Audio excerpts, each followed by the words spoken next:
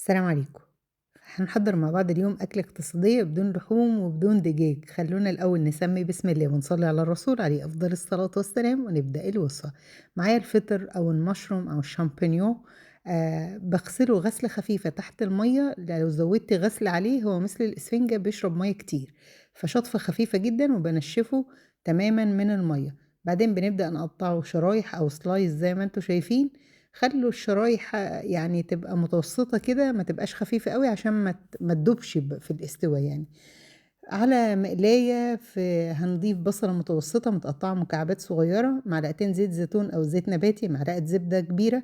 أول ما البصل يبدأ يدبل بس مش عايزين لونه يغيّر، هانزل بالمشروم اللي قطعناه شرايح، ما تقلقوش من الكمية هتهبط دلوقتي ويبدأ يدبل المشروم.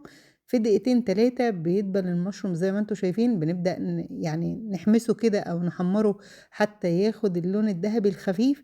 في المرحلة دي مباشرةً هنبدأ نضيف ملح وفلفل، هو ما فيهوش توابل كتيرة، فقط ملح وفلفل.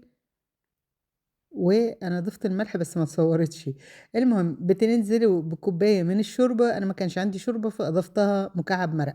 اللي بيدّي بقى الطعم التحفة وبينقله وبيبقى ألذ وأفخم من المطاعم، هي معلقة الصويا صوص، اللي مش متوفر عنده يقدر يستغنى عنها. مباشرةً المفروض ننزل بكوباية ونُص لكوبايتين من الكريمة، أنا ما عنديش كريمة فأضفت كوباية ونُص من الحليب وضِفت عليها معلقة كبيرة من الطحين.